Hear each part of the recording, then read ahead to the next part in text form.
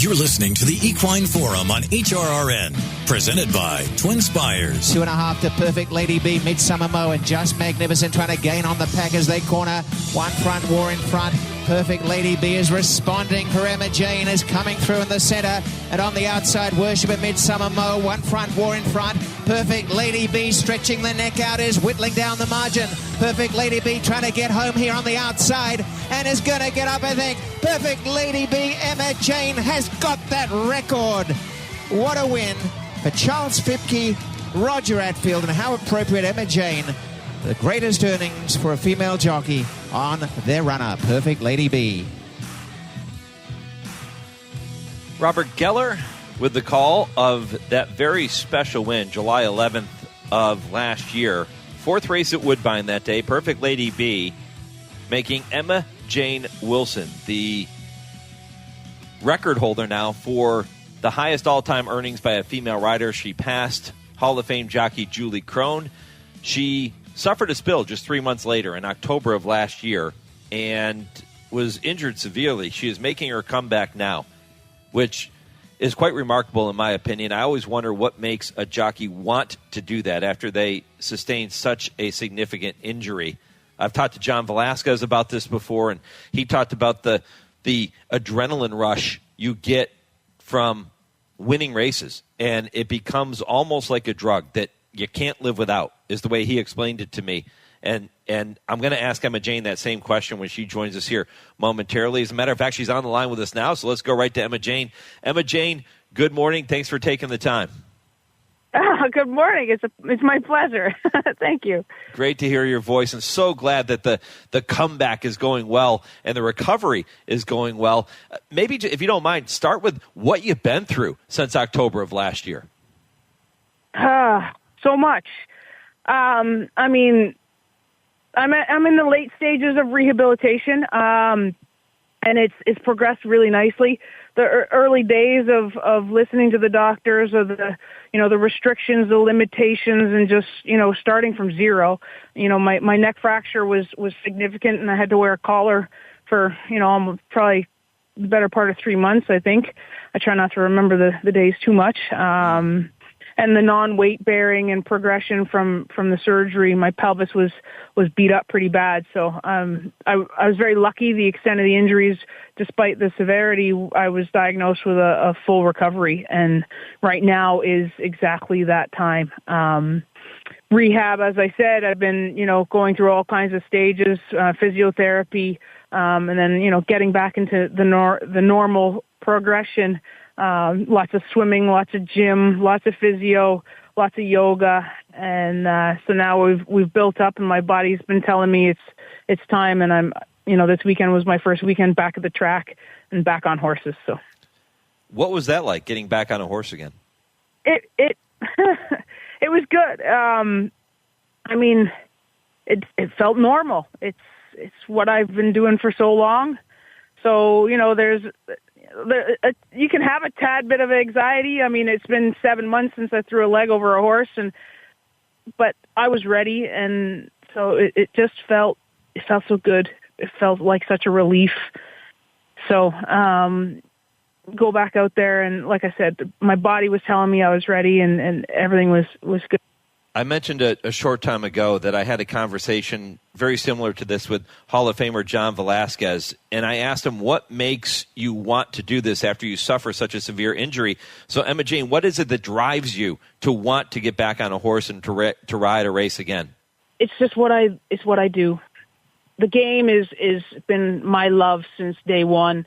The horses, and it's me. So to be back here, to be back in action, back with that connection, looking into the eyes of these animals and saying, let's go do this. It's, there's nothing that compares. Jockeys are so tough, and you're one of the toughest, Emma-Jayne. Thank you.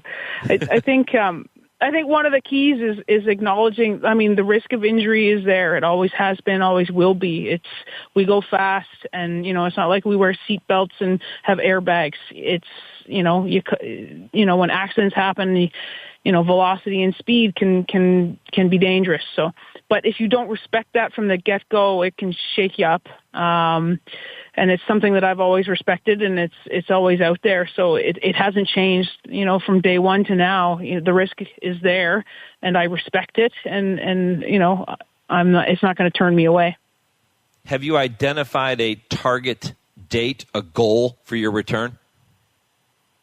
I don't have a date at all. It's going to be when I'm ready. I promise my clients, everyone that throws me on one, that when I return, it's going to be me, and you're going to know it's me, and I'm going to give you, the Emma Wilson ride I'm known for. So when my body tells me that I'm ready, this was a bit more of an extensive injury, and so it's a bit more of a different path to rehabilitation, but I can promise you the moment you see me in the entries, it will be the same Emma-Jayne Wilson that everyone's, knows me for. This isn't the first time you've come back from an injury, but this is a very severe injury. How does a jockey block out the memories of the bad stuff that has happened before? I don't think you block it out. You respect it. It's real, and it's there. And if you can't respect it, then, you can't process it. If you can't process it, then you can't build from it. So that's how I do it. It's not about, ignoring how you feel. It's about embracing it. I've said for a long time, I'm okay with being scared, because being scared is my superpower. It makes me stronger, faster, wiser. So, if you can take those moments of, high adrenaline and whatnot, and make it useful and build from there, that's what you do. Make it your power. Make it beneficial. So, you respect the injury, you respect the dangers, and you respect the potential. Don't block it out, and own it.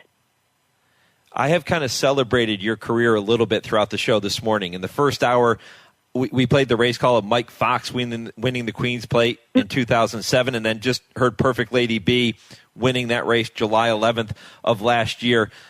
You think back on your career, Emma-Jayne, so many magical moments. What are some of the moments you're never going to forget?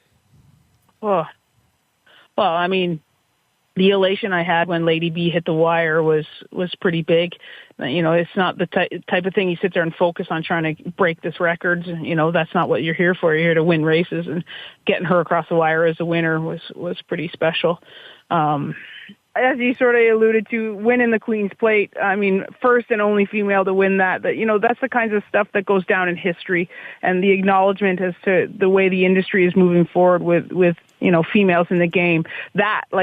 It's not the type of thing you sit there and think about every day, but to see this game over the 20-year career that I've had progress and move forward, and, those are the things that they're bigger than the game are, So, Mike Fox getting there for me was massive, and as it's sort of gone, time is gone, I look back on that and I realize the weight that it holds to, represent us all as well. Well, Emma-Jayne, if you can overcome the phone issues with us here this morning, you can overcome anything. And you're such a pro, and really can't wait to see you back in the saddle. I know I speak for so many people who have been following you and cheering for you, and can't wait to. We're coming up for the King's Plate this year.